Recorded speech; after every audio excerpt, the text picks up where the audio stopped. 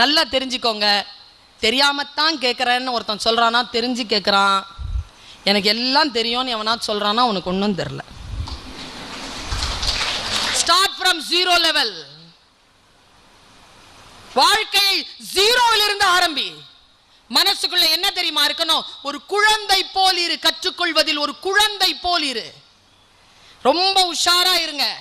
உன் பக்கத்தில் உட்கார்ந்து இருக்கிறான்ல, அவனுக்கு ஆழ் மனசுல ஒரு சின்ன சைக்காலஜி இருக்கு.